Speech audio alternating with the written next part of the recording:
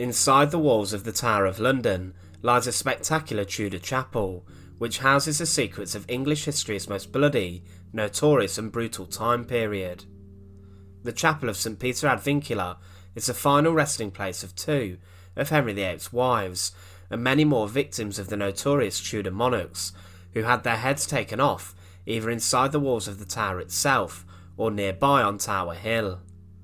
In history we know Henry VIII famously for his 6 wives, but 2 of these lie beneath the floors of the chapel. It's here where Anne Boleyn and allegedly Catherine Howard remain, and it was just outside where both were beheaded in brutal fashion on Tower Green. The remains of both Anne and Catherine did not have far to go before they were interred. However, today we look at the horrific desecration of Catherine Howard's body and grave. Catherine Howard herself is a rather tragic figure. However, what happened to her body after her execution is beyond shocking. Remember to support our channel, please make sure to subscribe. Catherine Howard was the ill-fated 5th wife of King Henry VIII, and her marriage to the king was short-lived and ended in horror. Thomas Howard, her uncle, was a prominent member of the king's court, being the Duke of Norfolk, and he remained loyal to the king throughout his reign. However, through this, Catherine was secured a place at court, and her uncle gifted her a place in the household of Anne of Cleves, Henry's 4th wife. It was within here that she caught the king's eye, and as we know with Henry VIII, his eye did tend to wander rather quickly. The king took a shine to Catherine, and her family were greatly rewarded with grants of land and wealth, and Henry was captivated by the young teenage girl. She was described to have been vivacious, and to have been a woman not like anyone the king had ever met.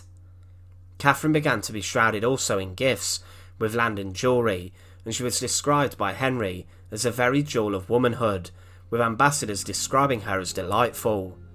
They were both married on the same day that Henry's former best friend and advisor Thomas Cromwell was beheaded. She was a young and carefree girl, and was far too young to be involved in matters of state. The couple went on honeymoon, and further gifts for Catherine came. However, as quickly as the king fell for her, Catherine's own downfall would come with crushing devastation.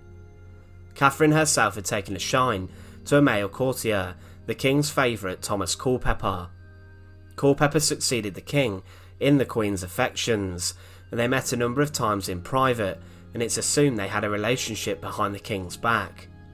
This was discovered, as was Catherine's previous history with other men, and for this, great scandal was talked about at court. Thomas Cranmer investigated and discovered a love letter written by Catherine for Culpepper. Whilst the king was praying at Hampton Court's Chapel Royal, he was informed of his queen's adultery, and she was stripped of the title of queen before being imprisoned and then sent to the Tower of London.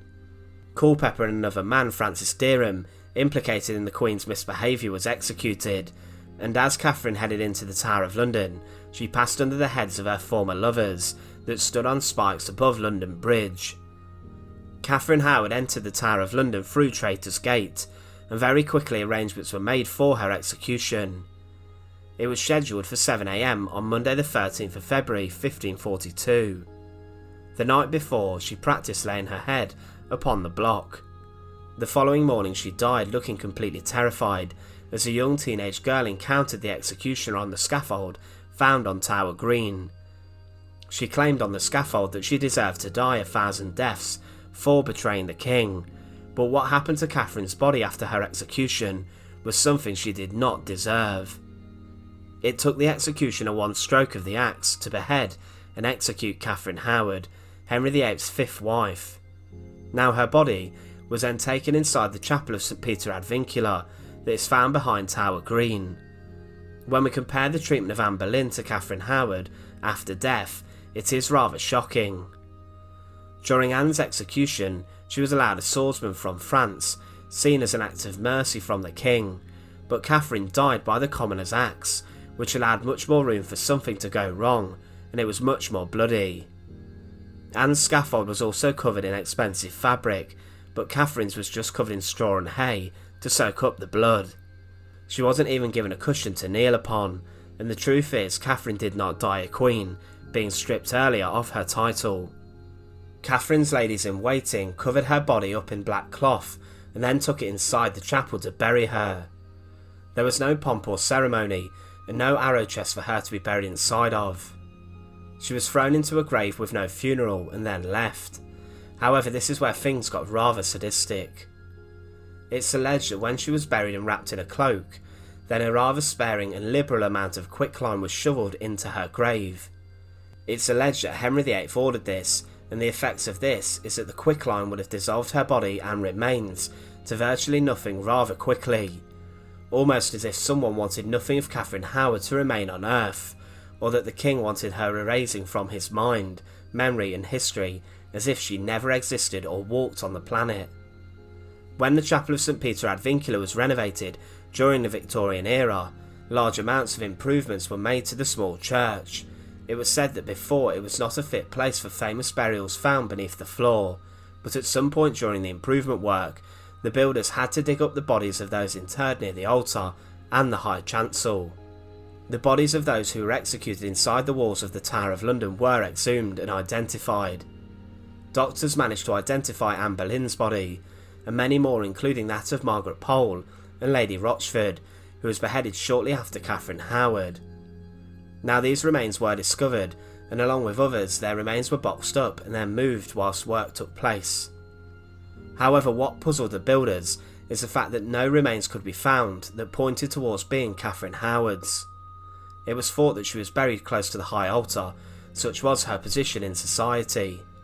Usually in churches, the most important burials are found under the altar or very close to it, but Catherine Howard's remains could not be found, and because of this it points to the idea that she was covered in quicklime after her execution. Close to where Margaret Pole, the Countess of Salisbury's remains were located, a number of bones were found that had been eroded by lime, but these could not be linked to Catherine Howard. So her body was not one which could be identified during the Victorian renovations inside the chapel.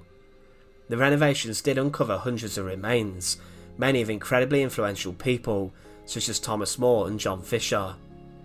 Today, Catherine Howard's remains have still never been found, but inside the chapel of St Peter ad Vincula, next to her cousin's resting place, is a plaque that displays her coat of arms and reads her name.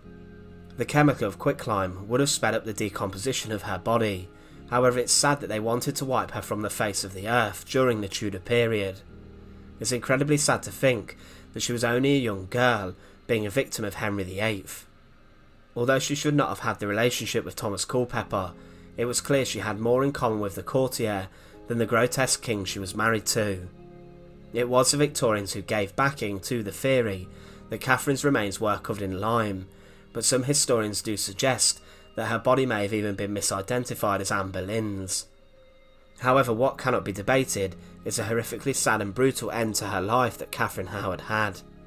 The memorial tile inside the chapel today is just that, a tile to commemorate and not a grave marker like the others buried to the side of the marker. She could still remain under the floor of the chapel in some regard. However, at the end of the day when she met the axeman, she was only around 18 or 19. A girl who before she met the king would have had so much hope, but the marriage she found herself in would only solidify her as a tragic victim of England's most famous king. Once again, thanks for watching. To support our channel, please make sure to subscribe, and once again, thank you so much for watching.